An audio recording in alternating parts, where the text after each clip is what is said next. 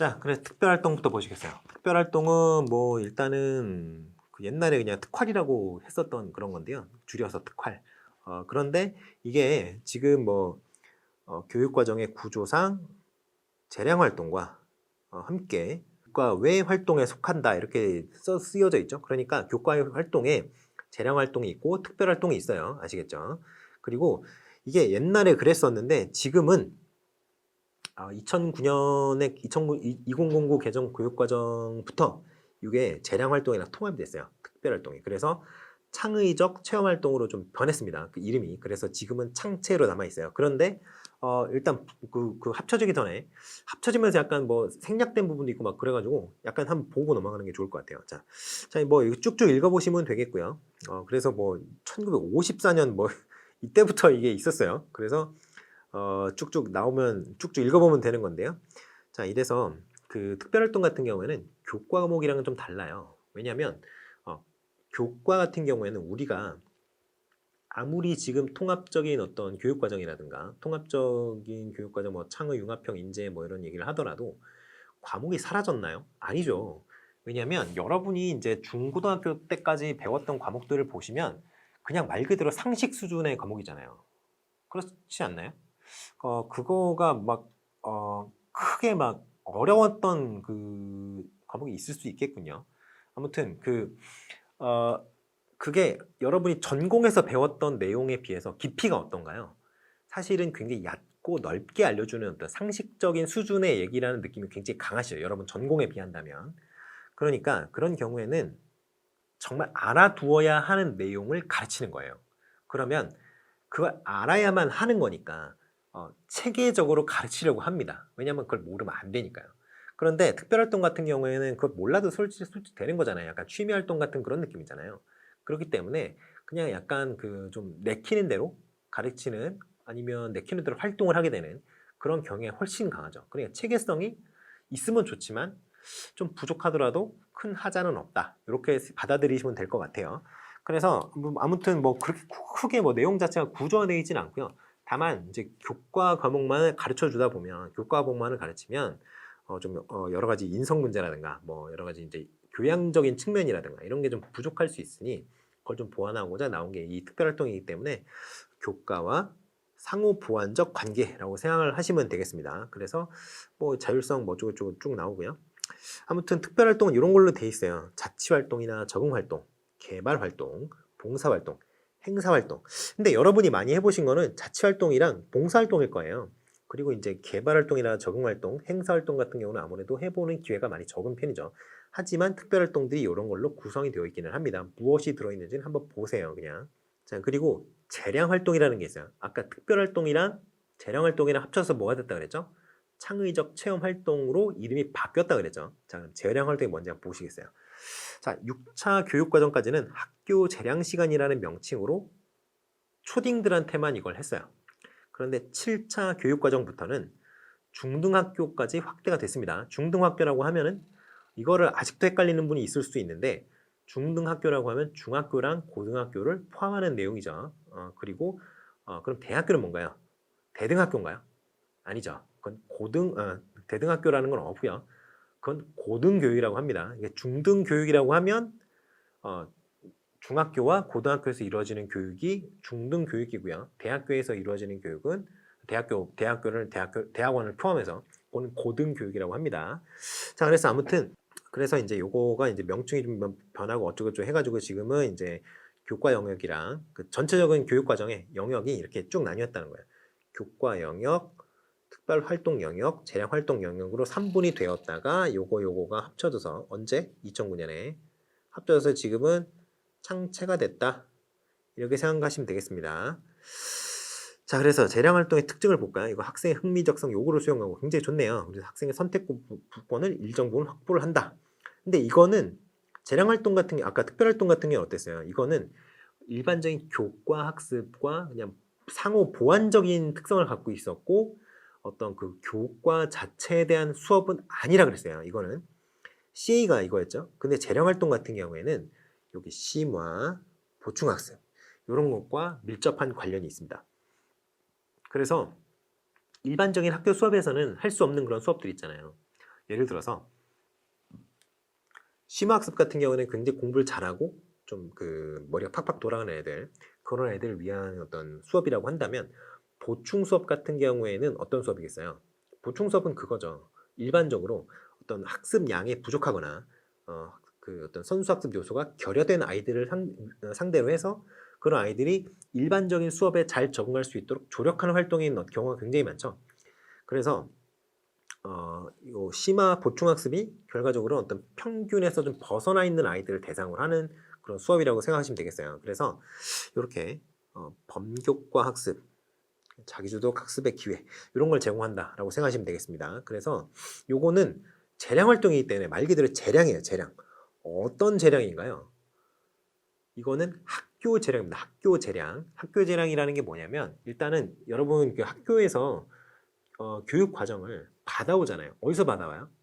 교육부에서 받아오죠. 교육부는 국가 수준 교육 과정을 만들어서 배부를 하잖아요. 그걸 이제 보급을 한단 말이죠.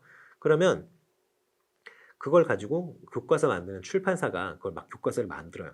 그래서 그거랑 교과서가 교육과정과 얼마나 잘 들어맞는지에 대해서 학교별로 다 심의를 하죠. 그래가지고 앞으로 몇 년 동안은 이 교과서 씁시다, 이렇게 딱 결정을 한단 말이에요.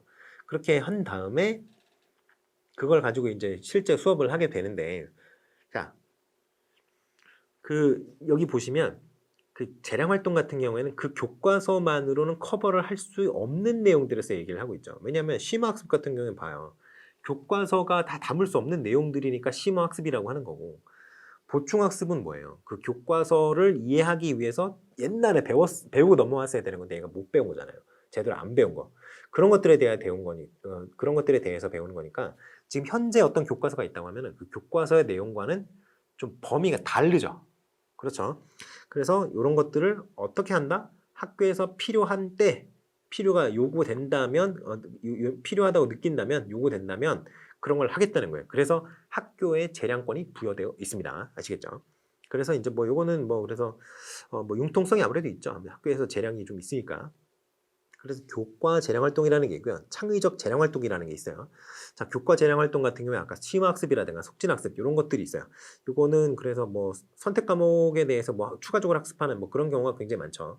자, 창의적 재량 활동이라는 게 여기 범교과 학습, 민주시민교육, 인성교육, 진로교육 이런 것들이 포함이 되고요. 자기주도적 주도적 교육 같은 경우에는 교과 외 활동과 관련된 어떤 내용으로 구성될 수도 있고, 교과 관련된 내용으로도 구성할 수 있습니다. 자기 주도적이니까 요거는 학생이 주체가 돼요. 학생이 주체. 근데 재량 활동이 일반적으로는 학교에 재량이 주어져 있다. 재량권이 주어져 있다. 그래서 어디까지냐? 교과 활동이랑 창의적 재량 활동 중에 범교과 학습 요까지는 학교에 재량권이 있고요. 자기 주도적 학습 같은 경우에는 좀 학생에게 재량권이 주어져 있는 뭐 그런 식이죠. 사실 뭐 학생에게 주도권이 주어져 있다기보다는 이것도 대부분 학교에 주어져 있는데 학교에 그냥 재량권이 주어져 있다고 보시는 게 더 타당할 것 같습니다. 자, 그래서 여기는 좀 다시 할게요.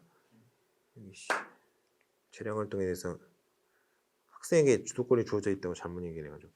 자, 그래서 재량 활동을 보시면 교과 재량 활동이 있고요. 창의적 재량 활동이라는 게 있어요. 근데 이것도 창의적 재량 활동이 보시면 범교과 학습이라 그래서 그 일반적인 어떤 학교 과목은 아니나 좀 밀접한 연관성이 있는 다른 내용들 있죠. 그런 것들이 바로 범교과 학습에서 배우는 것들이고요.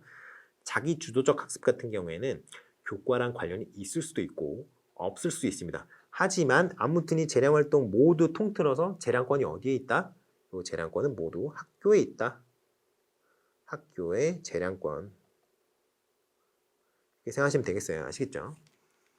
자, 이렇게까지 해서 재량활동까지 봤는데요. 그러면 특별활동과 특별활동과 재량활동이 합쳐진 게 뭐라 그랬죠? 창의적 체험활동이라 그랬죠. 그래서 그게 뭔지 2009년부터 창의적 체험활동이 도입이 되었다고 하는데 그게 뭔지 좀 살펴보시겠어요? 창의적 체험활동은 좀 중요해요. 그러니까 이제 여러분이 창체 여러분 이제 중학교 고등학교 때 시간표에 보시면 창체 이렇게 붙어 있던 거 있죠. 그게 바로 창의적 체험활동이죠. 모르시는 분들도 있을 것 같아서 한번 얘기를 해봤어요.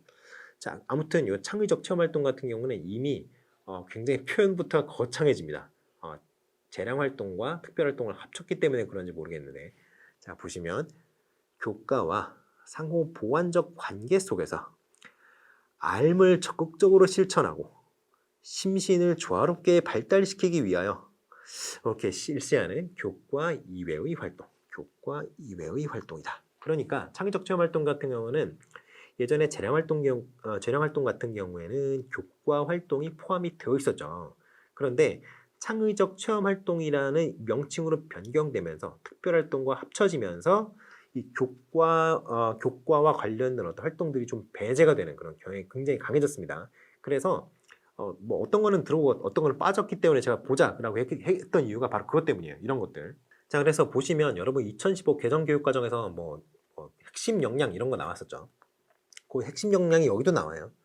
핵심 역량의 증진을 목표로 한다라고 했는데 이 핵심 역량이 주로 교과 학습에 좀 관련된 역량들이죠. 자, 그래서 보시면 쭉 보시다 보면 2015 개정교육과정에 좀 키워드라고 해야 되는 것들이 몇 가지가 있는데요. 꿈과 끼, 학생들 꿈과 끼 이런 얘기 했었죠. 그리고 핵심 역량이라는 얘기도 합니다. 이게 뭐 대세코 프로젝트에서 시작된 뭐 그런 것들 뭐 제가 언급을 하고 넘어왔어요. 자, 아무튼 그런데 그런 핵심 역량이 여기도 나옵니다.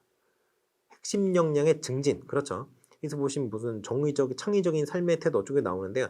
핵심 역량이랑 꿈과 끼 이런 것들이 2015 개정 교육과정에 중요한 건데 아무튼 창의적 체험 활동에도 이 핵심 역량에 대한 언급이 나와 있습니다. 자, 그래서 이제 네 가지 영역으로 구분이 돼요. 자율, 동아리, 봉사, 진로. 보시면 이 네 가지가 모두 결국에는 재량 활동에서 했었던 그 교과와 관련된 어떤 활동들은 배제를 하게 되어 있어요. 자, 그래서 이렇게 생각하시면 되겠고요. 이거를 뭐 학교 급별, 학년별, 학군별 이렇게 나눠서 뭐 운영할 수 있다 이렇게 되어 있죠. 자, 그래서 자율활동 같은 경우에는 자치활동이랑 적응활동, 창의 주제활동, 동아리 활동은 예술, 체육, 학술문화, 뭐 실습, 노작, 청소년당, 체활,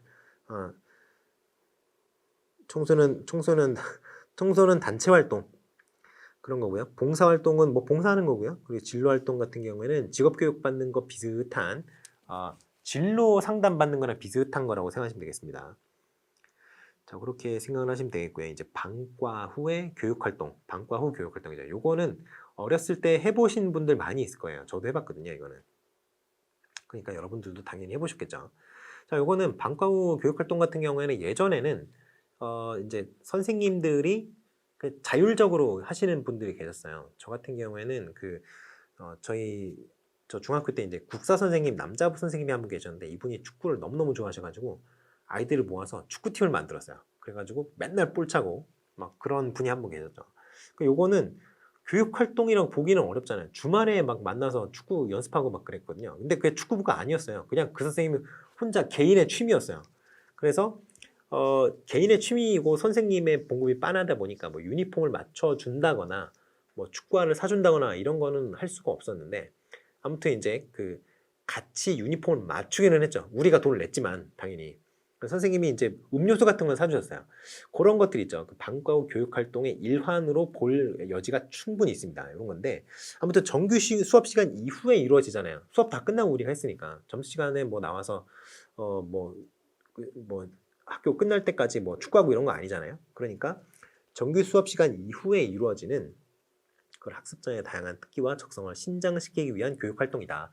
이게 바로 방과 후 교육 활동이다 생각하시면 되겠고요. 이거는 초등학교에서 좀 많이 활성화가 되어 있는 것 같기는 한데 중등학교에서도 하고 있죠. 아무튼 뭐 초등학교만큼은 아닙니다만. 자, 아무튼 학생의 소질이나 적성의 개발, 취미 뭐 이런 것들, 특기 신장 뭐 이런 걸 위해서 할 수 있고요. 그리고 동아리 이런 활동도 할 수 있고요. 그리고 이게 좋은 게 뭐냐면 아빠, 엄마가 둘 다 출근하는 집들 있죠. 그 맞벌이 하시는 그런 가정의 경우에는 이 방과 후 교육 활동 시간이 길면 좋아요. 왜냐면 아빠나 엄마나 일단 누군가 퇴근을 해야 아이를 돌볼 수가 있는데 아빠, 엄마 둘 다 야근을 해버리는 경우라든가 이런 경우에는 굉장히 꼬름한 상황이 되죠.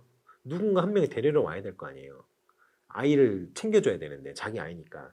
근데 둘 다 야근을 해버리면 굉장히 이제 아빠 엄마 마음이 굉장히 타들어가는 그런 건데, 방과 후 교육 활동이 좀 길게 이어지는 그런 거라면 그래도 학교에서 보호자가 어느 정도 있잖아요. 임시 보호자 같은 느낌이긴 하지만, 그러니까 맞벌이하는 부부들은 방과 후 교육 활동이 길면 길수록 좋아한다. 물론 이제 학원을 갈 나이가 되는 나이가 이미 지난 그런 집의 경우에는 방과 후 교육 활동이 길면 길수록 싫어하겠죠. 근데 아무튼 뭐 어렸을 때는 학원 뭐 그렇게까지 많이 안 가니까. 그래서 아무튼 이렇게 되어 있고요. 그래서 이제 방과 후 교육 활동 같은 경우에는 수익자 부담 원칙이라고 하는데요. 수익자가 뭐냐면 교육으로 인해서 교육적 효과를 받는 사람이 누구예요? 학생이죠. 그래서 학생이 교육적 효과로 인해 이득을 보기 때문에 수익자라고 하는 거예요. 그래서 수익자가 그 어떤 방과 후 교육 활동에 필요한 어떤 경비를 내는 것이 원칙이에요. 그래서 요거는 우리 보통 중고등학교 때 학비가 굉장히 저렴하잖아요. 근데 요거는 그거에 비해서는 좀 비싸죠. 시간당 들어가는 돈이. 그래서 이제 뭐 그런 건 있습니다만 그래도 훨씬 싸죠. 진짜 학원에 보내는 것보다 훨씬 뭐 싸지. 말도 안 되게 싸죠. 자, 그래서 뭐 교과 활동이 있고요. 특기 관련 활동이 있고요. 그리고 자율학습이 있고요. 뭐 이런 거 있는데 요런 거는 아마 여러분들이 고등학교 때 많이 해보셨을 것 같아요. 요즘 입학하는 친구들 같은 경우엔 뭐 올해나 뭐 작년 입학했던 친구들 같은 경우에는 대학교 입학했던 친구들 같은 경우에는 아무래도 코로나 시국이고 하니까 이런 걸 많이 경험을 못 해봤을 텐데 지방 같은 경우에는 자율학습을 굉장히 많이 하죠. 서울은 그 좀 덜 하는 편인데요. 그럼에도 불구하고 하는 데들이 있습니다. 그래서 이런 것들이 좀 방과 후 교육 활동을 이룬다 이렇게 생각하시면 될 것 같아요. 자, 그리고 이제 기타 수업 형태를 볼 건데요. 이거는 사실은 이것도 제가 좀 교육 과정으로 넣을까 아니면 교육 행정으로 넣을까 고민을 좀 하다가 그냥 교육 과정에 넣었습니다. 교육 행정 같은 경우에는 어떻게 보면 행정법이라든가 그냥 행정학이라든가 이런 측면이 좀 더 강하죠. 그런데 이거는 이제 실제 교육이 어떻게 현장에서 이루어지고 있는가에 대한 내용이라서 여기로 넣었어요. 근데 이제 한번 고민을 해보기는 해야 될 것 같습니다. 이거를 여기를 계속 교육 과정 쪽에 편입을 시킬 것인가. 교육행정이 이것까지 들어가면 너무 내용이 많아요. 그래가지고 여기로 뺀 것도 있는데 이미 여러분 보시고 오셨겠지만 교육행정의 내용이 많잖아요. 그래서 여기로 뺀 측면도 없지 않아 있기 때문에 이게 계속 여기에 남아있을 가능성도 있습니다. 근데 아무튼 고민은 좀 해봐야 될 것 같기는 해요. 자, 아무튼 네, 이제 기타 수업 형태를 볼 건데요. 크게 4가지 정도 볼 겁니다. 뭐 교과교실제라든가 그리고 뭐 집중이수제 뭐 이런 것들 볼 건데요. 요게 지금도 적용이 되고 있는 부분들이기 때문에 여러분들이 좀 보셔야 될 것 같아요. 이런 부분이 왜 여러분이 보고 넘어가셔야 되느냐 하면은 실제로 현장에서 어떠한 형태로 수업이 이루어지고 있는지, 여러분 이제 고등학교 졸업하신 지가 좀 됐죠. 그리고 이런 것들이 이제 고등학교에서보다는 중학교에서 좀 많이 이루어지기 때문에 여러분들이 좀 보고 있어야 하는, 좀 주목을 하셔야 되는 그런 어떤 교육의 실제와 관련된 내용들이기 때문에 여러분들이 좀 보셔야 돼요. 점점 더 어떤 구체적인 사례와 관련된 어떤 문제들이 출제가 되고 있으니까요. 그런 것들을 좀 생각을 하신다면 여러분들이 좀 보셔야겠죠. 자, 아무튼 교과교실제부터 보겠습니다. 이거는 쉬워요. 굉장히 쉽습니다. 이게 뭐냐면 교과별로 특성화된 어떤 교실을 만들어 놓는 거예요. 여러분 보시면 과학실, 음악실 이런 거 기억나시죠? 미술실도 있었죠. 그런 것도 있고 이제 가정과 같은 경우에는 저기 이제 그 실습실 뭐 이런 거 있잖아요. 그 요리도 거기서 해보시고 뭐 그런 것들이 이제 이 교과교실제의 어떤 흔적이라고 하겠습니다. 그래서 요것도 그 일단은 모든 수업을 이렇게 할 수가 있잖아요. 국어는 어디 가서 듣고 뭐 수학은 어디 가서 듣고 뭐 이런 식으로 할 수가 있는데 현실적으로는 그렇게 하는 게 쉽지가 않죠. 그렇기 때문에 우리나라 돈이 없으니까, 그리고 돈도 없고요.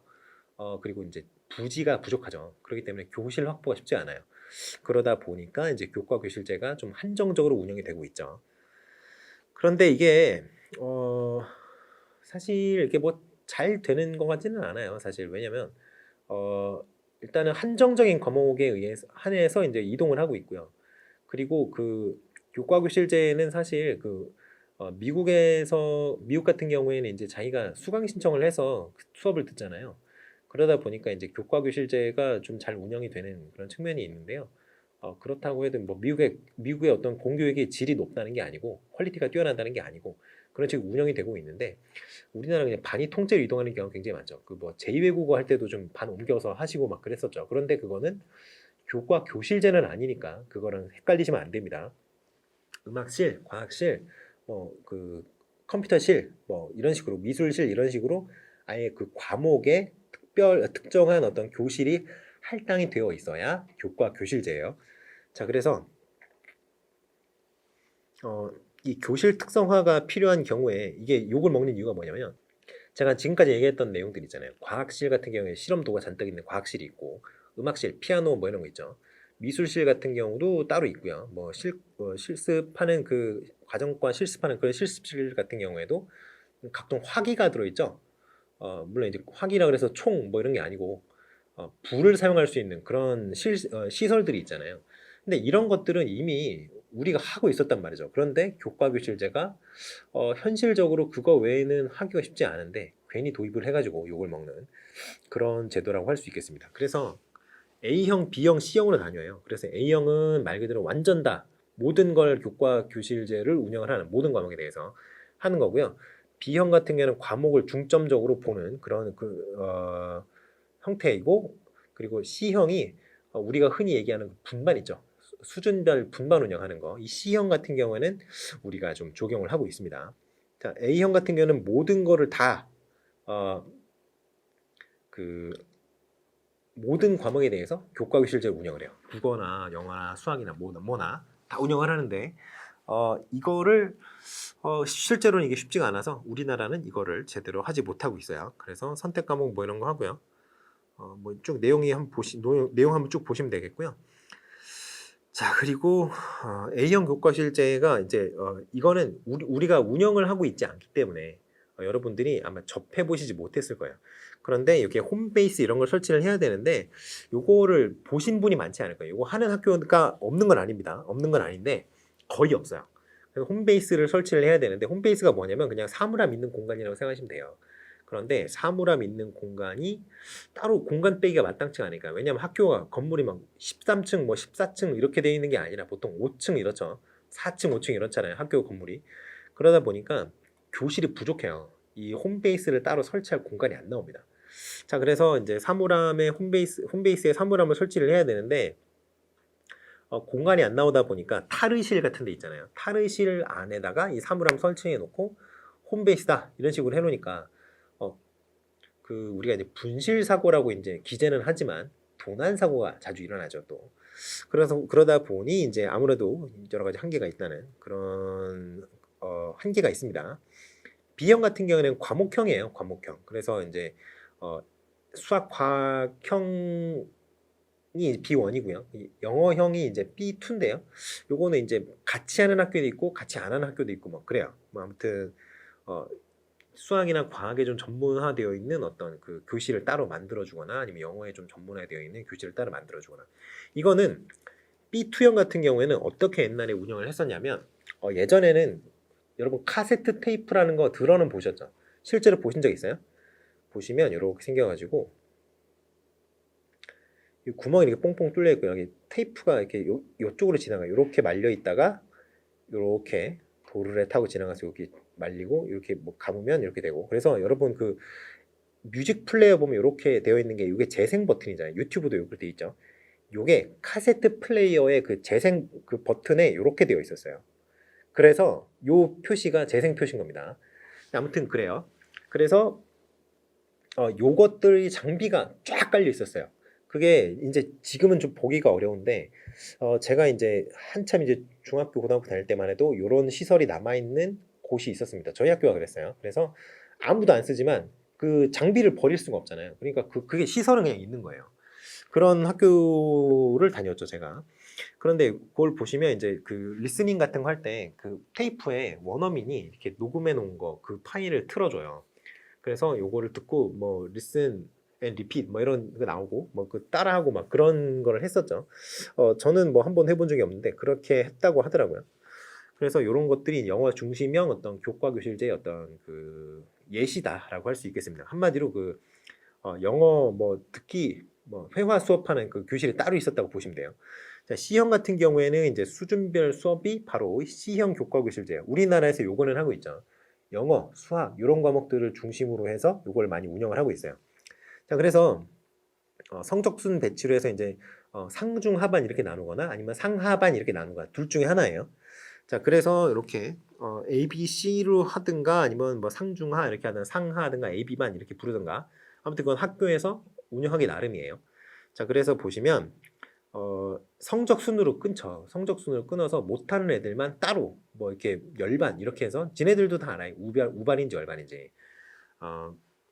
그렇게 해서 배치를 해서 이제 그 수준에 맞는 형태의 수업을 제공하는 그런 어떤 형태가 이제 C형 교과교실제 그런 거다.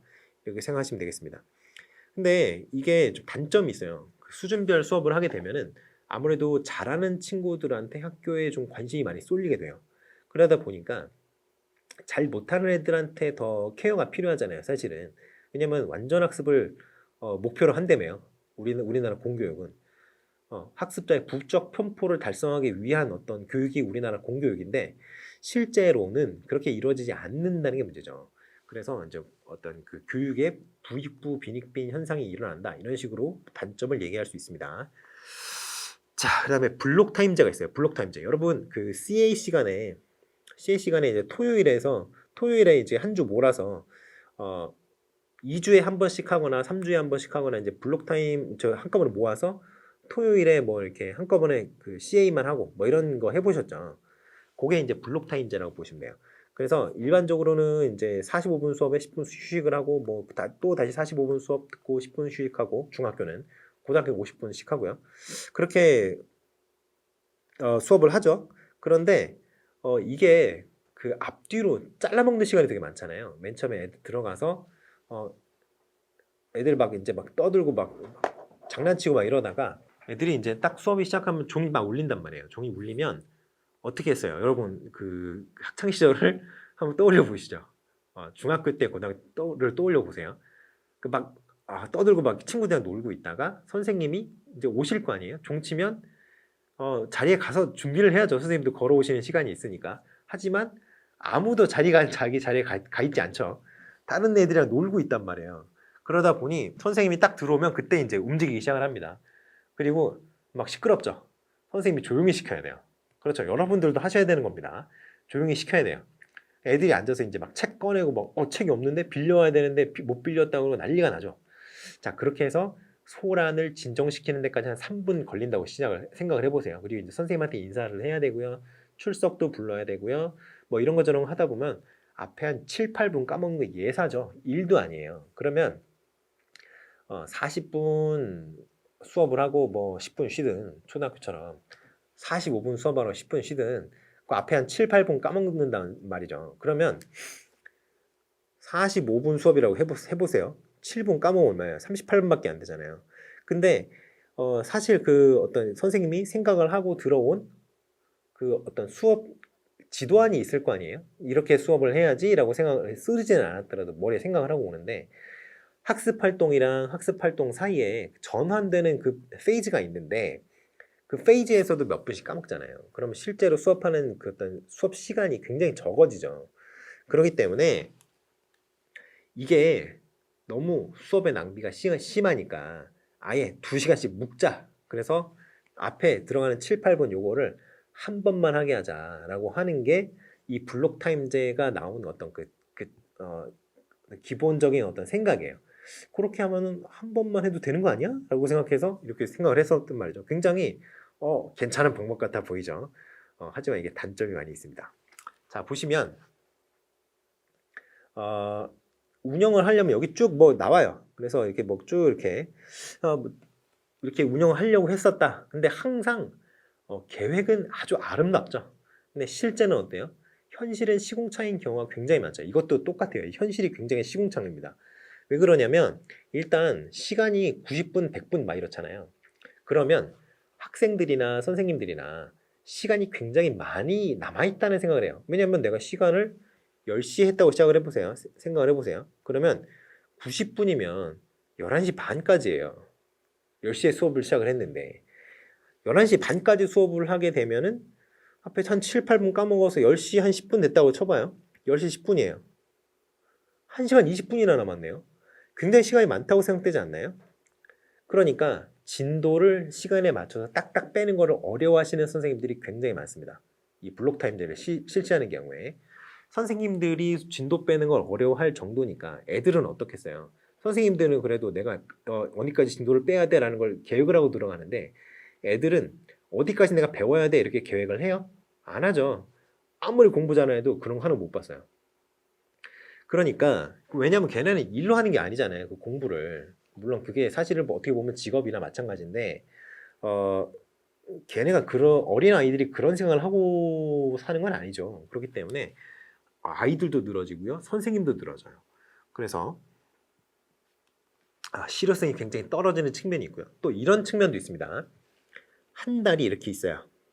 1주, 2주, 3주, 4주 2월 기준으로 해볼게요. 보시면 일요일 있고 월, 화, 수, 목, 금 이렇게 월에서 금까지 다 5일 정도 이제 학교를 나가는 걸로 가정을 해봅시다. 그러면 이게 블록 타임제 같은 경우에는 2시간씩 한꺼번에 묶잖아요.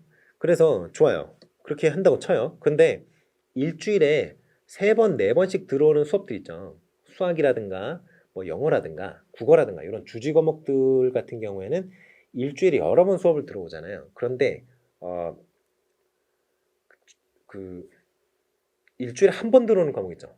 뭐 국사라든가 아니면 뭐 가정이라든가 이런 거 일주일에 한 번 수업을 하잖아요. 근데 일주일에 한 번 수업을 하는 그 과목을 블록 타임제를 했다고 쳐봐요. 그러면 금요일에 가정이 있었다고 합시다. 금요일에 가정이 있어요. 이걸 일로 붙여요. 그러면 이때 2시간 하는 거잖아요. 근데 웃기는 게 요날 교내 사생대회가 열렸네요. 그러면 요날 원래 해야 되는데 요 전 거 한번 생각해 볼까요? 요 전의 주를 한번 생각해 볼까요? 그럼 원래 요정 안 할 거 아니에요. 요주 했을 거 아니에요. 이때 하고 나서 이때 사생대회 걸리니까 이때 수업 못 하죠. 사생대회가 뭐 소풍이랑 사생대회 겹쳐서 하는 경우 많으니까요. 원래 요때 해야 되는데 요때 못 하잖아요. 그럼 다음에 언제 해요? 요때 하죠. 몇 주 차이에요? 한 달 걸리죠. 3주 동안 놀잖아요. 논다는 게 아니라 3주 동안 이 수업을 안 들어요. 그러면 한 달 만에 수업을 듣는데 애들이 전에 배웠는 거 기억이 나겠어요? 전에 배운 지 알게 뭐예요. 그렇잖아요. 그래서 이게 이렇게 수업 시간이 굉장히 적은 수업들 같은 경우에 문제가 된다는 겁니다. 자, 그래서 아무튼 이런 것들이 문제가 되어서 이 교과 교실제를 이 블록 타임제가 이게 아마 제가 알고 있기로는 영어에서도 한번 출제가 된 걸로 알고 있는데 영어 과목 그 교과교육론에서 출제가 된 걸로 알고 있는데 근데 이 블록 타임제가 그래서 현실성이 굉장히 떨어져요. 그래서 하는 게 CA를 몰아서 하는 거 이런 거 정도는 하고 있습니다. 나머지는 이렇게 그 교과 과목 같은 경우에는 이렇게 타격이 있을 수 있어요. 그렇기 때문에 요거는 좀 힘들다. 일반 교과 과목 같은 경우에는 진도를 빼야 되니까. 자, 그래서 요거는 CAL이 좀 한정되어서 운영되는 그런 어떤 불편한 현실이 우리나라 어떤 블록 타임제의 현실이다. 이렇게 생각하시면 되겠어요. 자, 집중이 수제가 나왔습니다. 집중이 수제. 요거는 2007년 개정 교육과정에서 들어왔다가 지금은 안 하는 걸로 생각하시면 되겠어요. 물론 명목상으로는 유지가 되고 있습니다. 명목상으로 유지가 되고 있는데 지금 사실상 폐지가 된 게 맞아요. 왜 그러냐? 집중일세가 뭐예요? 그냥 집중적으로 이수시키겠다는 거 아니에요. 집중적으로 몰아서 가르치겠다는 거. 그래서 원래 1학년 때, 2학년 때, 2학년, 3학년 때 다 가르쳐야 되는 과목이 있어요. 국어, 영어, 수학 뭐 다 그렇잖아요. 뭐 광학 과목은 안 그런가요? 다 그렇죠. 1학년, 2학년, 3학년 다 나누어서 가르쳐야 되고 실제로 교육과정도 1학년부터 3학년까지가 그렇게 되어 있도록 그렇게 나누어서 가르치도록 구성이 되어 있어요. 그런데 여러분 고등학교 때 생각을 해보세요. 고등학교 때 사실 공부를 잘하는 애들 있죠. 공부 잘하는 애들 같은 경우에는 2학년 마치고 수능 보면 수능 점수가 안 나올까요? 나와요. 왜 그러냐면 3학년 때 원래 배워야 되는 과목들 내용들이 있잖아요. 그거 2학년 때까지 다 끝내거든요. 보통. 그렇게 3년 동안 배워야 될 걸 2년 동안 몰아서 가르치고 3학년 때는 보통 문제집만 드립다 풀게 되죠. 그게 이제 일반적인 케이스죠. 그래서 요거는 그렇게 이제 많이들 운영을 하시는데 아무튼 요거는 취지는 좋았어요. 왜 그러냐면 몰아서 일단 배우고 나서 여력이 되는 학생의 경우에는 이제 몰아서 배우면 그 짧은 기간을 몰아서 배우면 그 남을 거 아니에요. 아무튼 커버해야 되는 교육 과정에 어떤 영역들이 있는데 그 영역들 이미 다 커버를 했으니까 그 다음에 시간이 남을 거 아니에요. 다 배웠으니까. 그러면 자기가 미진한 과목들에 대해서 추가적으로 공부를 할 수 있도록 하는 그런 아름다운 운영 계획을 갖고 출발을 했죠. 그랬는데 요게 그렇게 안 되는 게 많잖아요. 예를 들어서 과학 과목 같은 거 생각해 봅시다. 과학 과목 같은 거. 과학 과목이 선택 과목이라 그래서 절대로 쉬운 과목들이 아니죠. 물리, 화학 이런 거 어떻게 할 거예요? 뭐 사실 뭐 왼손 법칙, 오른손 법칙 막 돌려가면서 막 하는데 모르잖아요. 전류 방향이 어떻고 뭐 이게 헷갈린단 말이죠. 그러니까 그 과학 과목 같은 경우는 물리 뭐 1, 2, 뭐 1까지는 그렇다 치고 2 정도 가면 화학 2 같은 경우도 어렵게 나오면 진짜 한도 끝도 없이 어렵게 나오죠. 물리나 화학 같은 경우에. 이거는 집중이 수제 잘못했다면 큰일 납니다. 그래서 취지는 굉장히 좋았는데 굉장히 여러 가지 한계들이 많이 있었어요. 왜냐하면 아이들이 집중 이수를 해서 선생님들이 가르쳐주면 쏙쏙 흡수하는 게 아니죠. 걔네들도 나름대로 배운 내용을 구조화할 시간이 필요해요. 그런데 그거를 사실상 이게 너무 짧은 시간에 몰아서 가르치면 그런 시간적으로는 여유를 주지 않죠. 그렇기 때문에 집중 이수제를 아무도 좋아하지 않아요. 선생님들도 싫어하고요. 아이들도 싫어하고요. 그런데 이제 몇몇 과목들, 가능한 과목들이 있죠. 그런 과목들 같은 경우에는 2학년 정도까지 해서 집중 이수를 실시를 해가지고 아니면 3학년 1학기 정도까지 해서 싹 다 가르친 다음에 그 다음에 이제 3학년 때는 이제 문제집만 드립다 풀게 해서 수능을 보게 하는 그런 과목들이 있죠. 자, 그래서 학습하여야 하는 양이 동일하다. 그러면 배워야 되는 수업 시간이 있잖아요. 수업 실수가 법으로 정해져 있단 말이에요. 그걸 다 이수를 해야 되는데 그래서 이제 굉장히 어려워지는 그런 측면이 있어요. 자, 그게 쉽겠냐 이거죠. 한 학기에 10학점 정도 들은 건 2번 들어가서 20학점 채워야 되는데 그걸 한 학기에 20학점 듣는 거로 바꿨어요. 이게 쉽겠어요? 당연히 어렵죠. 자, 그래서 아무튼 왜 어려우냐? 실패한 이유가 뭐냐? 요게 이렇게 나와 있어요. 첫째, 둘째, 셋째, 넷째 이렇게 나와 있으니까 요걸 쭉 다 읽어보시면 되겠습니다. 자, 그래서 일단은 폐지가 명시적으로 되지는 않았어요, 아직. 그런데 일단은 사실상 폐지가 되어서 할 수 있는 과목에 한해서 일부 운영이 되고 있다. 이런 식으로 생각하시면 되겠습니다. 자, 그리고 자유학기제가 나왔어요. 여러분, 자유학기제, 또 경기도에서 이제 중학교 나온 친구들 같은 경우는 자유학년제 경험을 해보셨을 수도 있어요. 자유학기제 같은 경우에는 이제 우리가 흔히 이제 정기고사라고 하는 중간고사, 기말고사 있죠. 그걸 안 봐요. 그래서 시험에 대한 어떤 부담을 한 학기 동안 벗어나서 자신의 진로에 대해서 고민하고 미래에 대해서 고민하는 시간을 갖도록 해주는 아주 아름다운 취지의 제도죠. 경기도 같은 경우에는 1년 동안이나 그 짓을 하라고 하죠. 그래서 1년 동안이나 자신의 미래와 자신의 적성과 그리고 자신의 꿈, 희망 이런 것들에 대해 진지하게 고민하고 진로에 대해서 고민함으로써 자신의 정체성을 찾게 하도록 하는 그런 굉장히 아름다운 제도의 취지인데요. 문제가 뭐냐면 이거 중학교 1학년들이 이걸 하죠. 중학교 1학년들. 중학교 1학년이 웃기지도 않은데 진짜 중학교 1학년이 자신의 흥미와 적성, 꿈과 끼를 고려해서 자신의 진로에 대해서 고민하고 자신의 정체성을 찾고 말이 되는 소리를 해야지 이게 적당히. 이게 중학교 1학년 이거 가능해요? 여러분 고3 돼서도 이거 힘들죠. 대학교 졸업하고서도 이거 힘들어가지고 자신의 정체성이라든가 자신의 진로라든가 이거 결정 못해가지고 고민하는 사람들이 한두 명이 아니죠. 중학교 1학년 때 이거 하라 그래요. 그러면 이게 어떻게 올라가겠어요? 시험 안 보잖아요. 그러면 어디로 가요? 학교에서는 얘가 얼만큼 공부를 해왔는지를 검증을 못 해주잖아요. 시험을 안 보니까. 그럼 어디로 가요?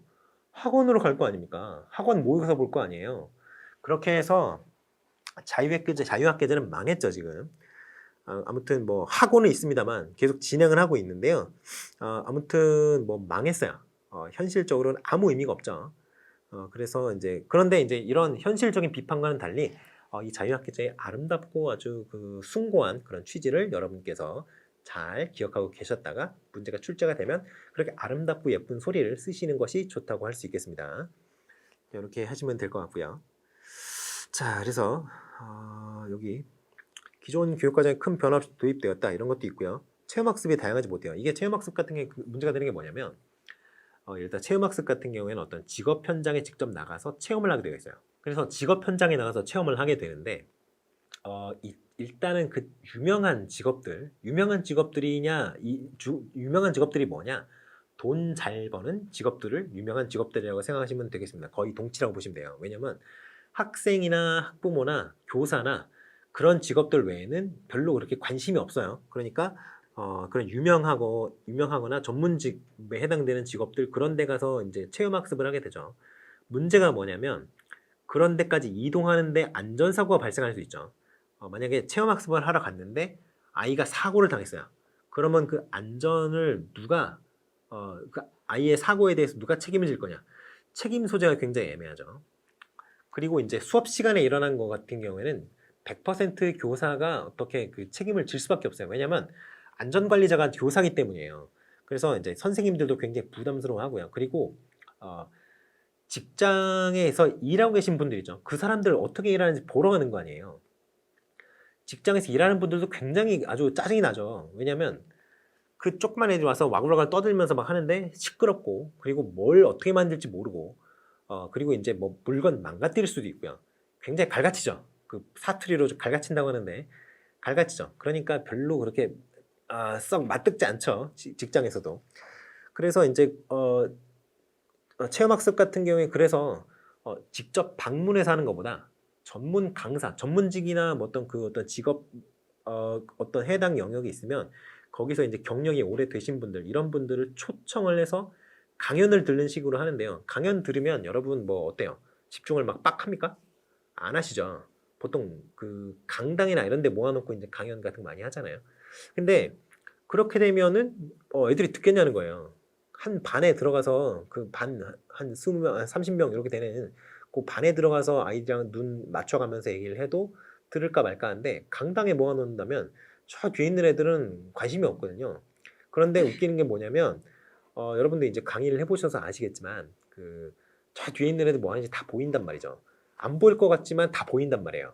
그러면 이 강의하러 온 사람들, 특강하러 온 사람들 얼마나 진이 빠지겠어요. 나름대로 전문가이고 그쪽 분야에서 경력이 쌓여가지고 그 전문성을 인정받아서 강사로 온 건데 저쪽 뒤에서 애들이 떠드네요. 그 주방을 만한 것들이 얼마나 짜증이 나겠어요. 그렇죠? 그러니까 이 강사가 전문성이 있는지도 일단 검증이 어렵고, 전문성이 있는 경우라도 좀 여러 가지 이제 초빙을 했을 때 여러 가지 제한적인 요소가 있다. 그리고 실제로 시험을 학원에서 많이 보죠. 학교에서 시험을 안 봐주니까. 그래서 시험에서 진짜로 자유롭냐 하면 그것도 아니에요. 그리고 이 자유학기제가 그래서 자유학기제 또는 이제 경기도 같은 경우에 자유학년제인데 요런 요 자유학기제 또는 자유학년제가 그래서 선행학습을 위한 기간으로 전형이 되었어요. 그 학부모가 이제 좀 교육에 좀 관심이 좀 남달리 있는 분들이라면 그렇게 안 할 이유가 없죠. 왜냐하면 빡세게 그때 딱 배워놔야지 그 이후에 어떤 학년 애도 올라갈 거 아니야, 나이 먹으니까. 그때 편해진다는 건 자기도 경험해서 알기 때문에 당연히 이제 선행학습을 시키죠. 엄청 빡세게 시킨단 말이죠. 자, 그래서 뭐 아무튼 여러 가지 한계가 있습니다. 그런데 그렇다고 해서 이게 완전히 무의미한 건 아니에요, 사실은. 왜냐하면 이렇게 여기부터 이제 나오는데요. 자, 일단은 제가 지금 자유학기제 지금 여기서 제가 좋은 소리가 나온 그 어떤 수업 제도가 별로 없죠. 근데 이것들이 제가 이제 비판하는 입장들을 많이 얘기를 했었지만 이것들이 사실은 굉장히 좋은 의도에서 출발을 했거든요. 그리고 어떤 제도든 이렇게 정착을 하는 데까지 좀 시간이 필요해요. 근데 물론 현실적인 제약 조건이 너무 강한 경우에, 예를 들어 아까 우리 얘기했던 그 교과교실제, 이런 거는 그 A형 교과교실제 같은 경우에는 교과교실제 같은 경우는 말도 안 되는 그런 이상을 갖고 출발하는 거고요. 그거는 좀 쉽지 않으니까 이제 B형이나 C형으로 가는 건데 이제 C형으로 많이 하시죠. 근데 아무튼 그런 교과교실제라든가 집중이수제라든가 요 자유학기제 이런 것들이 다 굉장히 좋은 의도에서 출발을 했어요. 현실적인 어떤 제약에 부딪혀서 좌초가 되었고 그리고 그 운영하는데 어떤 그 여러 가지 불편사항이라든가 제약사항이 있어서 이렇게 좀 비판을 많이 받는데 일단 자유학기제가 굉장히 제가 그 취지가 좋다 그랬잖아요. 이게 굉장히 취지는 좋아요. 왜냐하면 학교에서 그 어떤 과목에 대한 어떤 그 과목의 여러 가지 교과 과목에 대한 학업에 너무 좀 치중해 있는 그런 측면들이 많이 있잖아요.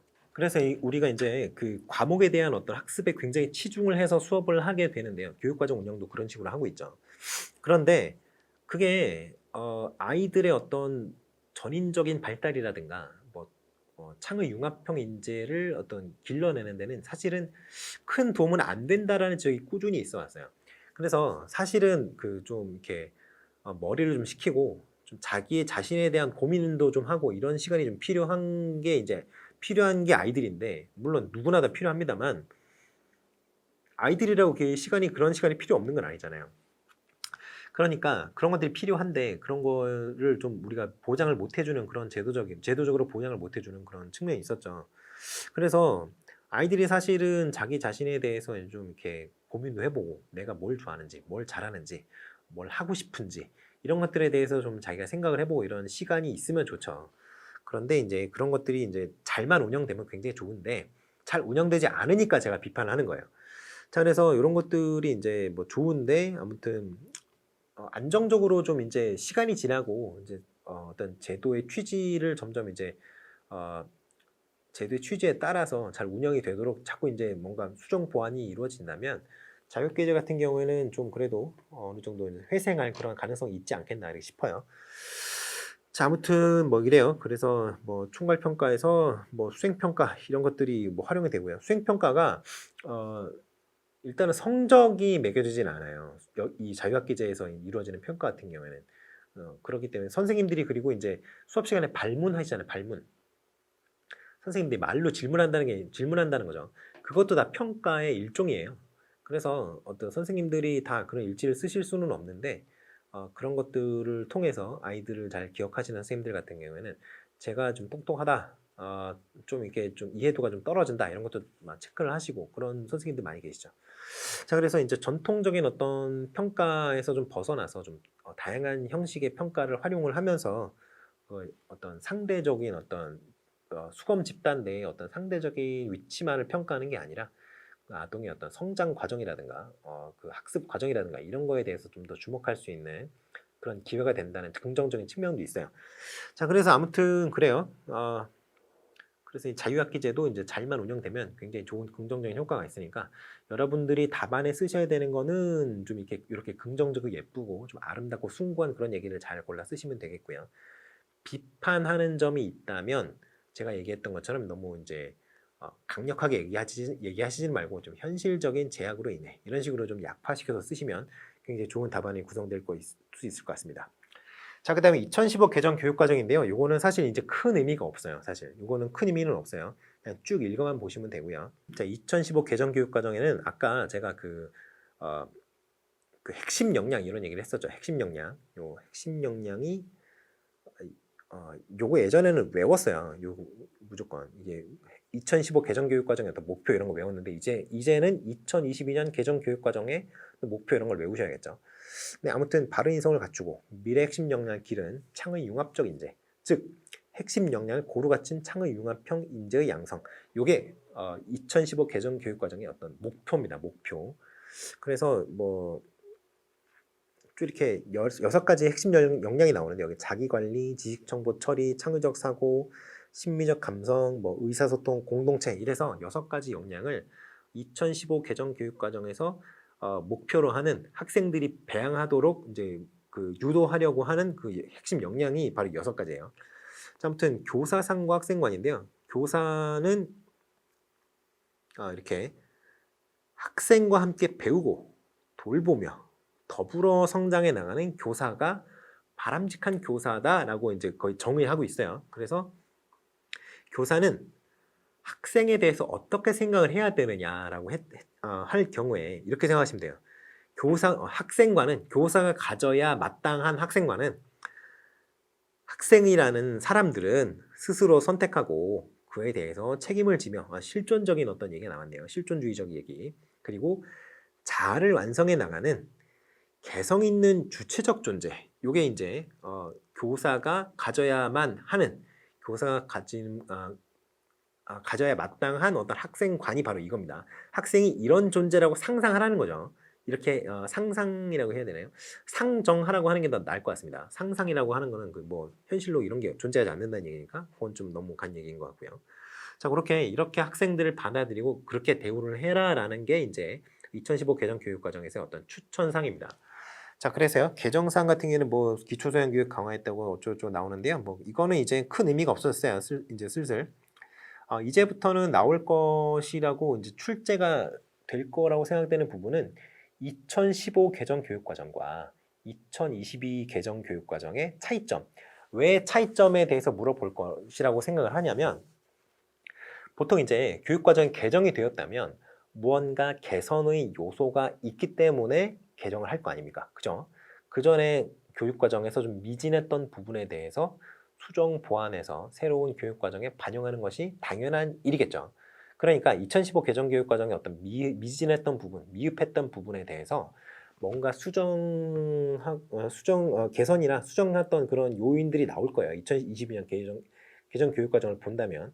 그래서 그러한 요인들에 대해서 여러분들이 2015 개정 교육과정에서 어떠한 점이 단점으로 지적이 되었고 2022년 개정 교육과정에서는 그 단점을 개선하기 위해서 그 단점을 극복하기 위해서 어떠한 접근을 취했다라는 점이 좀 여러분들이 주목하셔야 될 점입니다. 그래서 이제 아무튼 여러 개 쭉 나와요.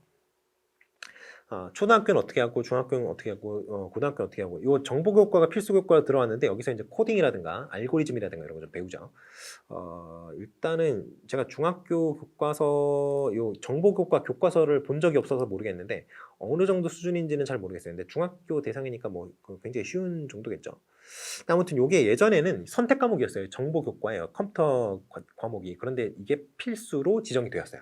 그래서 모든 학생들이 배워야 되죠. 이거는 4차 산업혁명의 어떤 발맞춘 그런 변화라고 할 수가 있겠습니다. 사실은 4차 산업혁명 같은 경우에는 이제 2015 개정 교육과정이라는 교육과정이 디자인이 되고 있을 때는 그 용어가 없었어요. 왜냐면 2015 개정 교육과정이니까 그 전에 이미 계획이 되고 있었잖아요. 그리고 실제 시행이 2017년부터 이제 실제로 이제 학교 현장에 도입이 되기 시작을 했는데 굉장히 우리나라 교육부에서 이런 것들에 대해서는 좀 잘 접근했다라고 좀 칭찬을 해주고 싶은 부분이에요. 우리나라 교육부가 좀 헛발질을 하는 경우도 있지만 이렇게 잘하는 부분도 있습니다. 여러분들이 무조건 긍정적으로 또는 무조건 부정적으로 생각할 필요까지는 없어요. 약간 한계가 있어서 아쉽다라는 정도로 접근을 하셔야지. 자, 그래서 이런 점이 좀 특이한 거고요. 뭐 진로 선택 과목 이수하도록 하고 뭐 이렇게 했다 이렇게 하고 근데 욕을 먹을 건 있습니다. 욕을 먹을 거. 요게 정비례와 반비례가 초등학교 때 하고 있던 거를 중학교로 올렸어요. 그리고 이참수 이거 최대치에서 이건 중3에서 고1 올렸습니다.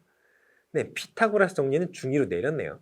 자, 그래서 수학교육과 교수님들 같은 경우, 대학교 선생님들 같은 경우에 수학과랑 수학교육과 그리고 이제 각종 공대 쪽 그 대학교 선생님들 계시죠.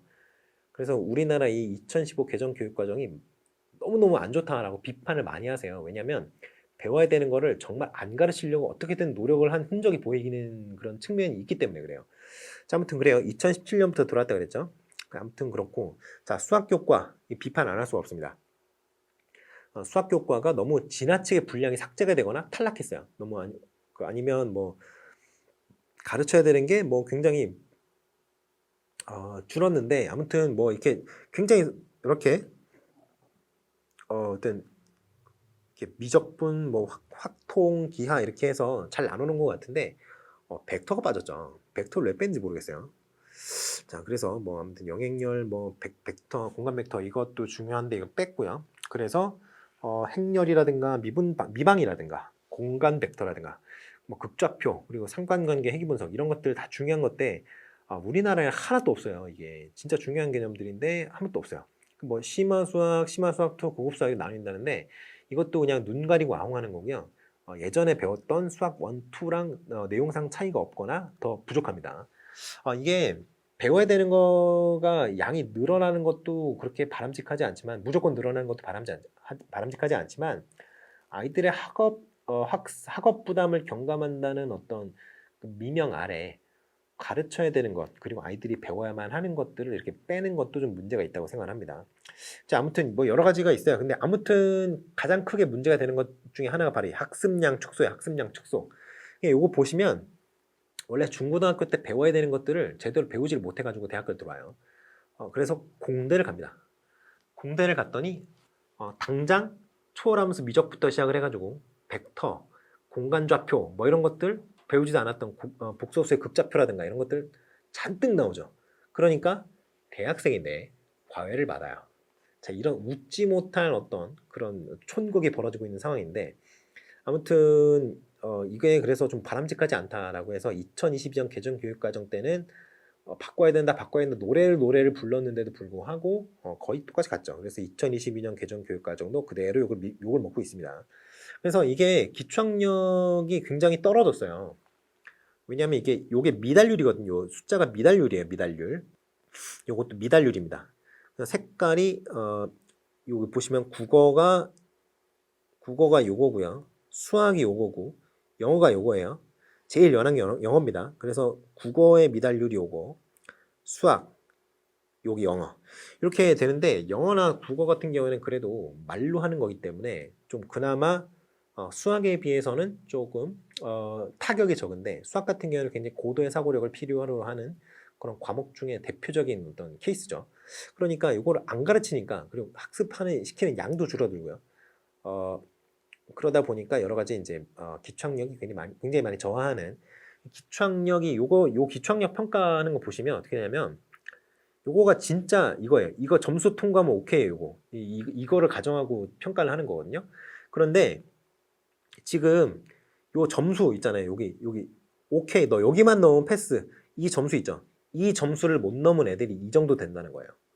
그래서 이게 좀 심각한 문제가 있죠. 지금 우리나라 전체적으로 어떻게 좀 심각하게 학력의 어떤 미달 현상이 학력 저하 현상이 광범위하게 지금 일어나고 있다. 이런 비판을 피할 수가 없습니다. 2015 개정 교육과정 때문에. 자, 그래서 아무튼 사교육 뭐 이런 것들 뭐 문제가 있고요. 그래서 2015 개정 교육 과정이 요런 한계가 있기 때문에 이제 2022년 개정 교육 과정이 이제 제기가 되었고 올해 고시가 될 거고 적용 시기가 발표한 거 그대로 되지 않기 때문에 언제 적용이 될지는 확실하진 않아요. 2024년 정도부터 적용이 되는 걸로 알고 있는데 자, 아무튼 그렇습니다. 그래서 일단은 교육과정에 대해서는 이 정도까지 하고 마무리를 짓고요. 교육과정에 대한 평가에 대한 항목이 있어요. 그거는 평가를 하면서 다음 시간부터는 이제 교육 통계와 그리고 이어서 교육 평가를 할 건데 그 교육 평가를 하면서 교육과정에 대한 평가도 한꺼번에 다루겠습니다. 자, 그렇게 하시면 이제 교육과정에 대해서는 어느 정도 마무리가 되었고요. 그러면 오늘 가르쳐드린 내용을 잘 복습을 해보시고 그리고 이제 좀 걱정이 되는 게 제가 마지막에 좀 비판적인 얘기를 많이 했는데 요거를 저는 할 수 있지만 여러분은 수험생 입장이기 때문에 예쁜 말, 고운 말을 좀 골라서 쓰셔야 된다는 점 그걸 꼭 명심하실 걸 그렇게 요구를 드리겠습니다. 자, 그렇게 수고를 하셨고요. 그럼 다음 시간에 또 뵙도록 하겠습니다. 감사합니다.